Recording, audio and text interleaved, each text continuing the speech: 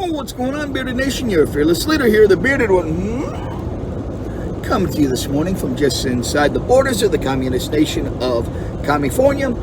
So I'm making my way kind of northwest to Tracy, California with a 22,500 pound payload of toilet paper. That's right, I said toilet paper. Somebody's gonna have a really clean ass when I get there. Welcome to my channel, Nevada to Alaska, the journey begins. This was supposed to be part 4 of episode 7. We're nixing that this week. I'm pushing that back 2 weeks. That will come out on June 28th. There's reasons for this. One, I decided I want to do a little update on the previous video where I talked about reestablishing and rebuilding my personal credit. I've had some massive leaps and bounds on that in the last 2 weeks. I want to update you guys on that just so you can see how these programs I talked about in the last video have worked for me and how they can work for you and how they can really change things around in a relatively short period of time. When you're talking about terms of credit, I'm talking 1 year. Things are going great now. I started this out, I was at 540 something on my credit score. I just broke 700. My credit score is now 702. I've jumped 50 points since I did the last video, and I've had a lot of really good gains because of it. I'm going to get more into that a little later on. So I am flying up to Anchorage. I fly out of the McCarran Airport on July 18th. I will land in Anchorage around 12:30 a.m. July 19th. So what's going on with the videos, with the scheduling here? What am I changing here? Well, like I said, this special episode is replacing part 4 of episode 7. So that'll come back out in 2 weeks from today on the 28th. Part 5 was actually due the 28th. That's been pushed back to the 12th. I'm actually pushing back a little bit further to the 21st. Because I want to do part 5. I want to do the wrap up while I am in Alaska. I want to bring some video and some imagery of that great state, that beautiful resource to you guys that have never seen it. So I'm pushing that all back to the 21st. Then on July 26th, we will go back to our regular 2-week schedule. I want to talk to you guys about my housing situation. I was supposed to talk about that in part 5. Part 5, I was going to wrap everything up, talk about the housing situation, the progress on making the relocation to Alaska. And as you can see, it's starting to move forward at a ever-increasing pace right now. I had expected to be up there late last year, early this year. Obviously, that didn't happen between the new COVID outbreaks, the restrictions, all that crap was going on, catching COVID for the second time myself.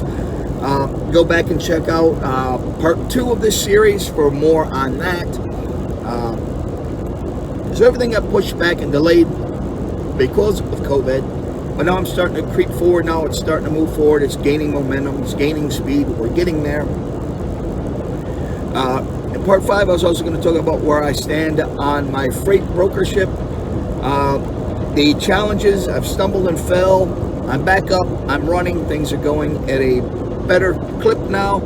I'm getting close to securing 2 great government contracts. I can't wait till I get those secured. I should have those secured sometime next month, which, woohoo, can't wait. Be supporting our troops. I hope the hell I get this contract.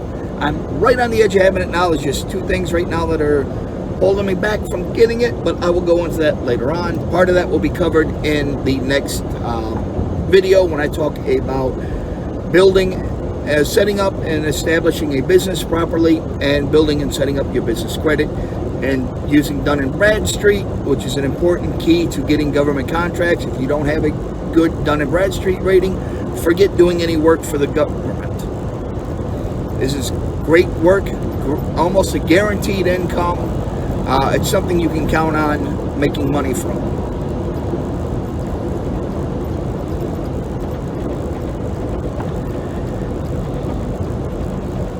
But yeah, you guys are going to have to wait to hear about all that until the 28th, 2 weeks from today.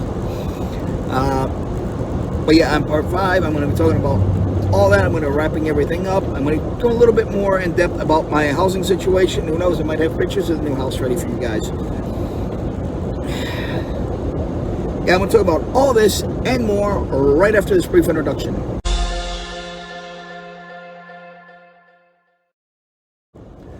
Alright guys, welcome back.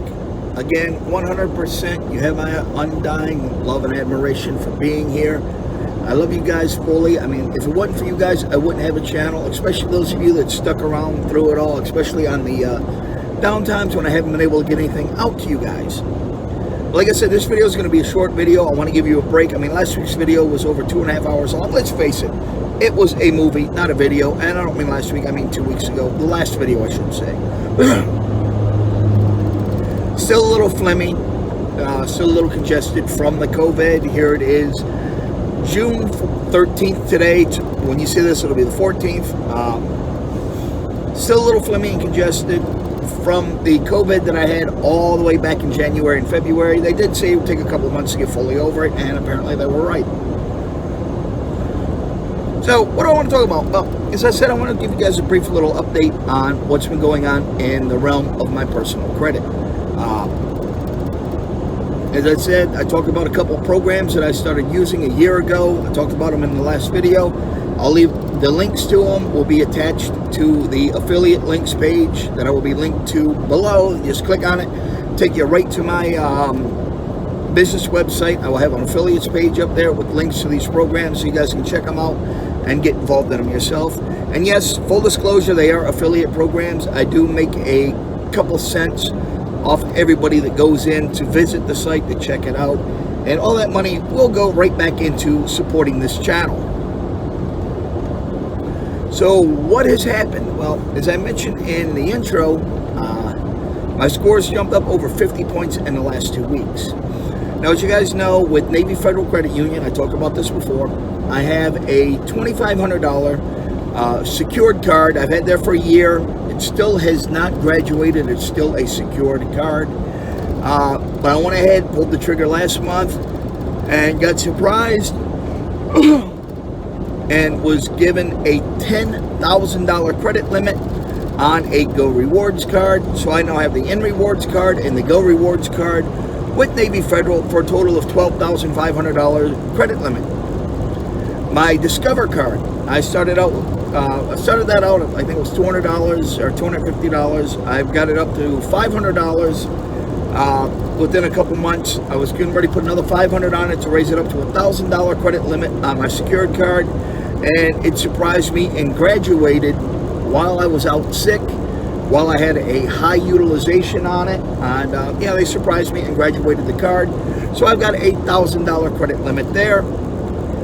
With Self-Lend is where I started out with an installment loan. I took out a $539 loan from them.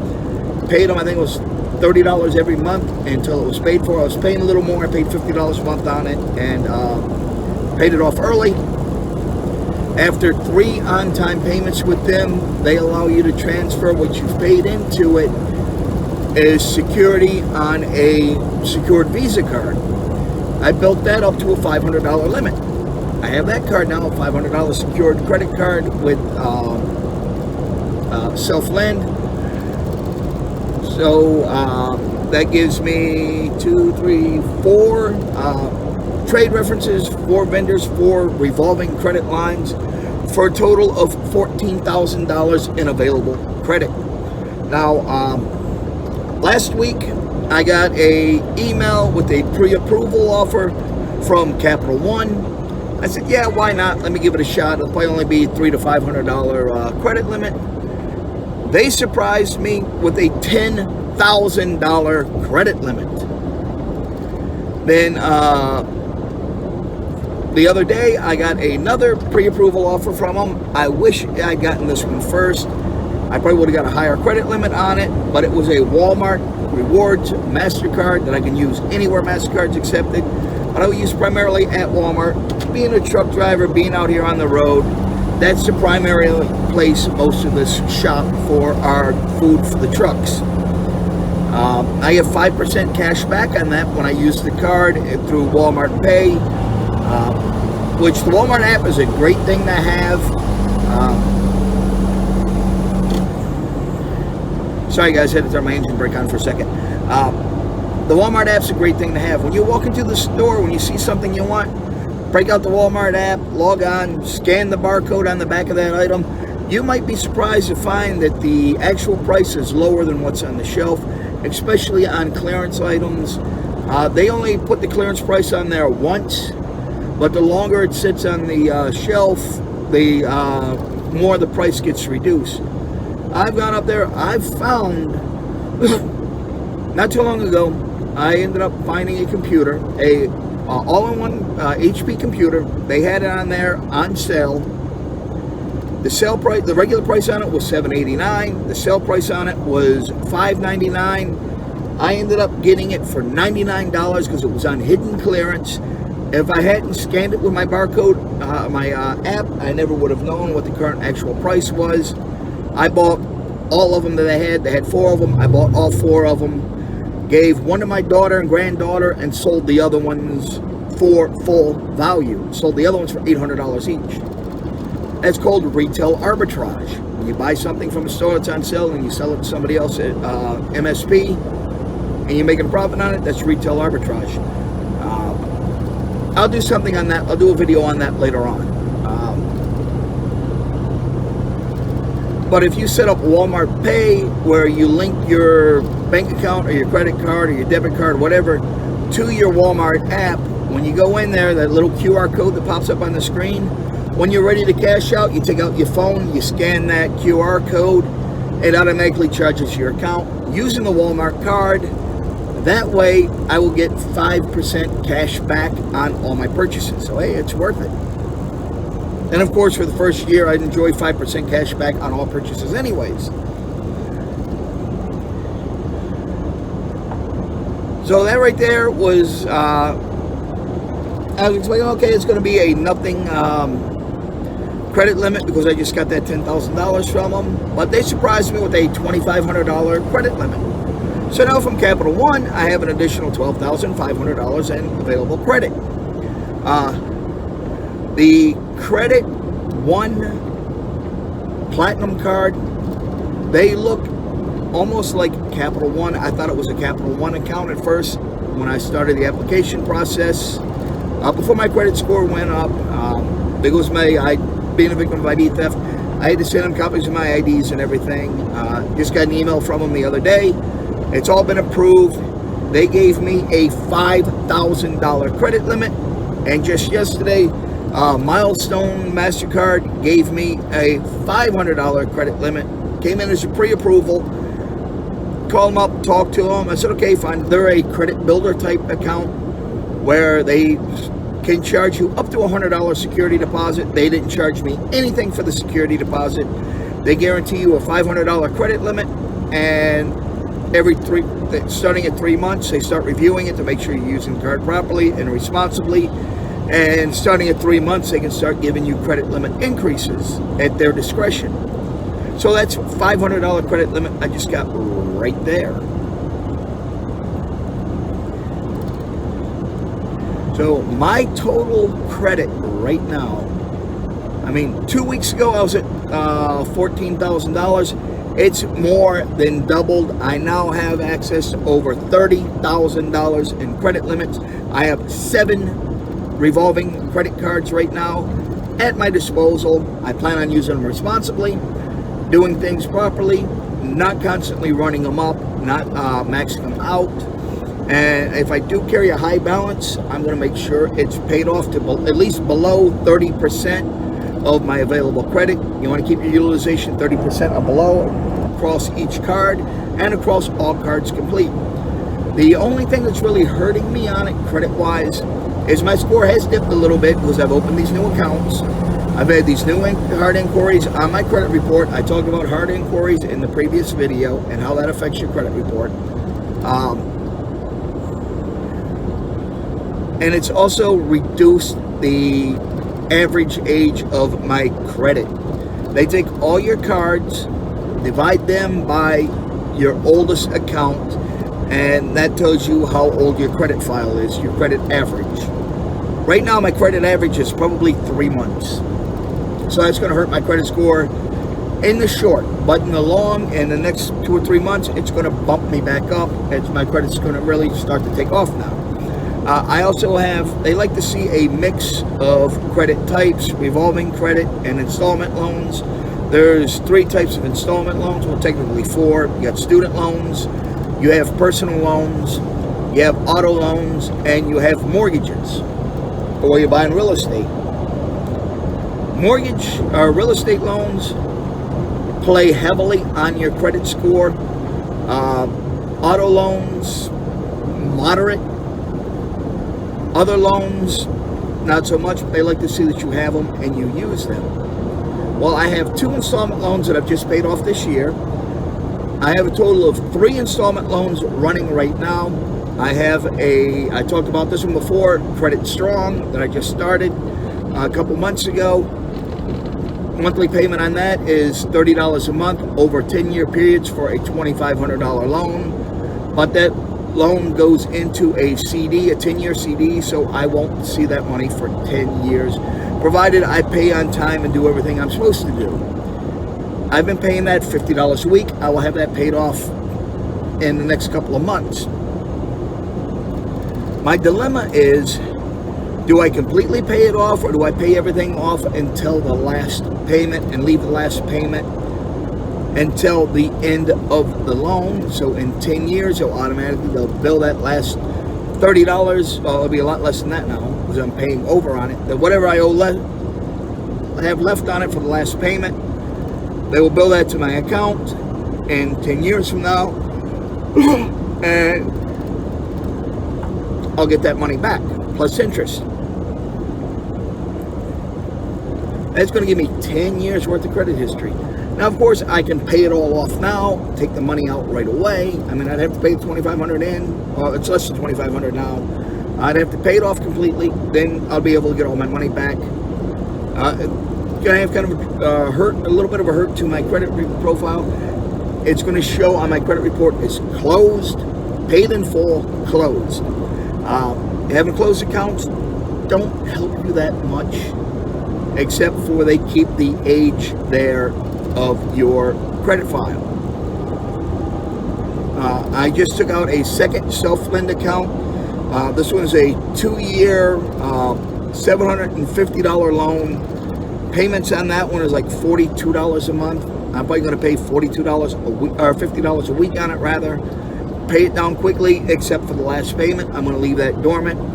As long as I'm paying over what I owe, it keeps pushing the next month's payment, push the next month's payment, push the next month's payment back further and further and further. So they will report every month, paid on time, paid as agreed, which will benefit your credit file, benefit your credit profile. And the last installment loan that I have just opened is a duplicate of what I had before and paid off already. It's called a pledge loan through the credit union, where I put $250 into my savings account because I want to take out a $250 pledge loan. That $250, they freeze it. I still earn interest and dividends on that $250. I just can't touch and access that $250 until the loan is paid off. And as I make my monthly payments on it, they release that much money into my savings account. That's an installment loan. You're making monthly fixed payments on your loan. These are things credit reports like to see. So right now I'm going to have 7 revolving credits and 3 installment loans showing up on my credit report. 10 credit accounts puts you in the good category. 700 credit score puts you in the good category. Hopefully by the time I get up to Anchorage next month, my score will be 720 or better. I'm hoping I have it up to 750 by then. I doubt it. But if I make it at least 720, I'm going to go to a new car dealership. I'm going to buy me a brand new pickup truck. If not, I'm going to go to a used dealership, one of these buy here, pay here joints probably, where I'm going to get raped on interest rates, probably 18-19% interest. I'm going to buy myself a decent pickup truck, get it registered, get it set up there. I'm going to transfer my driver's license. While I'm up there, I'm going to transfer my driver's license to Alaska, my CDL, for a couple different reasons. One, I want to already have it done, start establishing my residency. Now, one of the reasons I was going up there was to look at some properties, find a place to rent in the short term until I can find a place I want to buy. And so I build my credit up enough to where I can buy something and I get my business a little better established.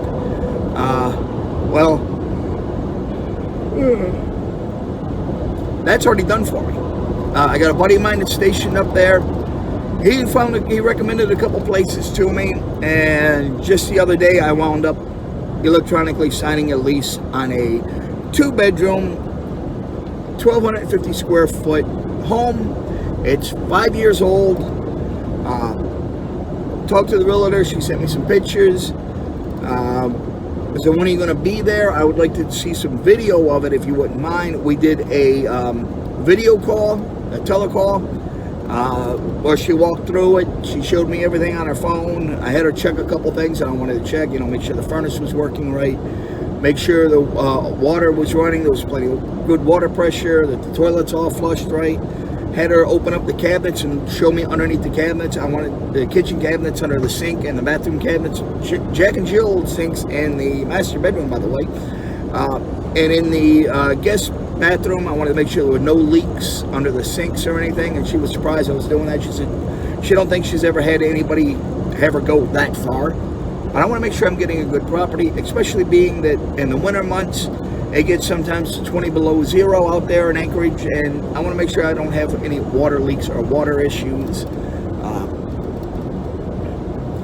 Had to do a lot of stuff that you wasn't expecting to do. I mean, I did a pretty thorough video inspection, the best I could do without actually being there and being able to lay hands on stuff. And I signed the lease. I gave her a $500 deposit, $25 application fee. Application passed, no problem. Now, if that debt collector that I talked about in the last video was still on there reporting that hotel bill at a hotel I never stayed at, is a residence or a real estate type debt, I never would have got approved. She said, no, that wouldn't have, you would have been denied because of that. I'm like, well, I'm glad I finally got rid of the guy. Yes, he's finally off. Woo-hoo-hoo! Yes! Finally got rid of him. So, I'm actually paying less than my rent now than I will be on what I'm paying now in my current apartment. My current apartment right now is a 1-bedroom, furnished, all utilities. I'm paying $1,215 a month, including all my utilities and everything. This house here, this is an actual house, 2 bedrooms. I'm going to have to furnish it myself, which means I'm going to have to go furniture shopping while I'm up there, get a storage unit, and put everything in storage for the time being. So when I finally do get up there and pull everything out of storage and set the house up, the house will not be available until the end of July anyways. The current tenant will be moving out in July, and they want to go in and do some work on it to, do a few upgrades, a few minor repairs, put in new rugs. And the house, one thing I like about the house, it has a washer and dryer in the house, so I don't have to go to a laundromat. Something I like. Another thing I really like about the house that had me sold part was the center island countertop in the kitchen. It's got a gas range, a nice refrigerator, it's got a dishwasher, it's got a microwave, everything in the unit. Nice newer appliances, and she said when they do when the other people move out, they're going to be upgrading all the appliances anyway, so I'll have better appliances when it comes around. So yay there. New rugs throughout. It'll be a decent house. The house is 5 years old. My buddy found this house. It's literally right across the street from Joint Base Richardson. I think it's Richardson. A lot of military families live there. It's a quiet, secure neighborhood. It's a gated community. There's security on site. Drawback is it is a manufactured home. In other words, it's a mobile home, a trailer home, a single wide. I'm officially trailer park trash now. Yay. Actually, trailer parks aren't that bad. They might have a bad reputation, but I've lived in a trailer park before. No big deal. And this one's going to be a lot better than the one that I've lived in before. The pictures they showed me of the grounds and the video she took outside shows everything's nicely manicured. All the lawns and all the landscapes nicely manicured. There's not a bunch of trash and debris floating around. It looks like a decent community to live in. The outside of the house is in good shape. I mean, it's only 5 years old. It's forced air, heat and AC. Now, the electric cable and internet I will have to pay. Gas, water, sewage, trash is all covered by the landlord. And a lot of places out there in Alaska, they pay, the landlord pays whatever the heating is. So if it's gas heat, they pay the gas bill. If it's electric heat, they pay the electric bill, or a large portion of it. Because it's gas heat, they're paying the gas bill, so I don't have to worry about paying for my cooking. And thank God it's a gas range. I hate electric. A few years ago, I had an electric stove short out while I wasn't home. Caught fire, set my apartment on fire. It was late at night. Thank God one of my neighbors saw it, saw the smoke, got these neighbors in the surrounding apartments out, got the fire department there. Kudos to Clark County Fire Department for a great response and a fast stop on it. The fire was contained to my apartment, luckily, in a way. Not lucky for me, but lucky for my neighbors. There was slight smoke damage, I think, in the apartment directly behind me, and very slight water damage in the apartment below me, but all the damage was contained to my apartment, and I lost everything. That's how I ended up in the apartment I live in now, where I'm paying $12.50 a month, and it is fully furnished and includes all of my utilities. So my housing situation is hammered out. When I get up there in mid-July, I'll go by, take another look at it in person. I will be able to get the keys because the current tenant will already be out. The locks will already be changed. I'll be able to pick up the keys then. So as soon as I get moved up there, sometime in August or September, I will be able to move right in, go to the storage unit, grab all my furniture, bring it over. I'll probably just hire a moving company to do it. It's not going to be that expensive to have guys pull it out of the storage unit, move it a couple miles, and carry everything in for me. I have the master bedroom for myself. The other bedroom I'm going to turn into a home office for my freight broker. I have a little bit of yard space where I can start doing some of my homestead stuff, which I will talk about in episode 5, or rather part 5 of this episode.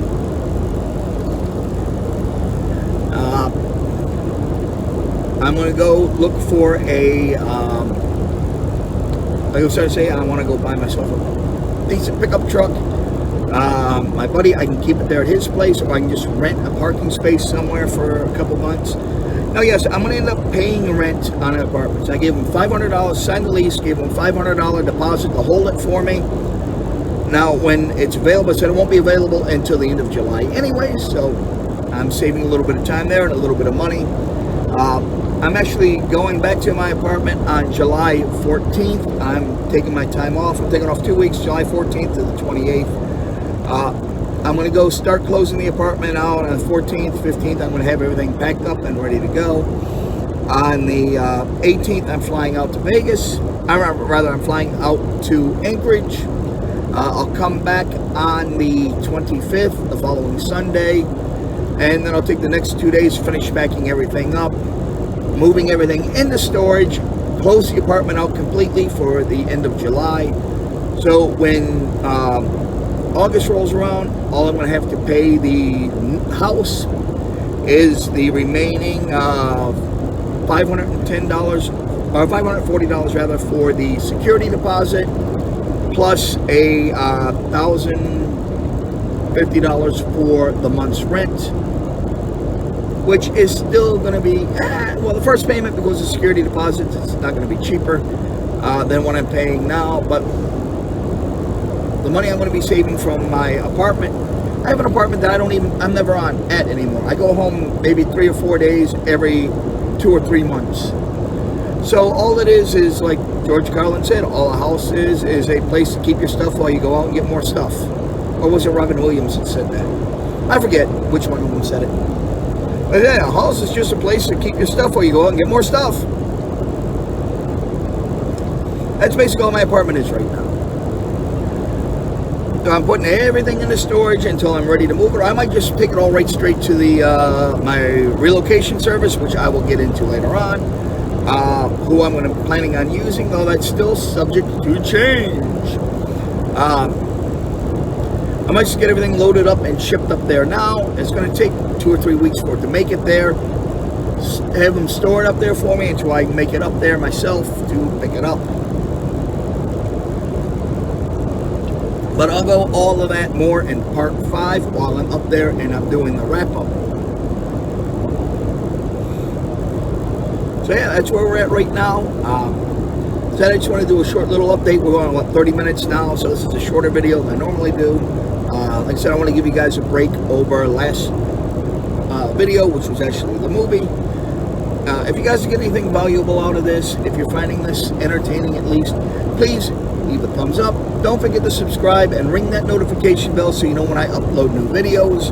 And you can stay abreast ahead of everybody else as to what's going on with the homestead, with my freight brokership, which I'm going to be talking more about that on my other channel, The Logistical Bear Speaks, which is a channel I just started about trucking and transportation.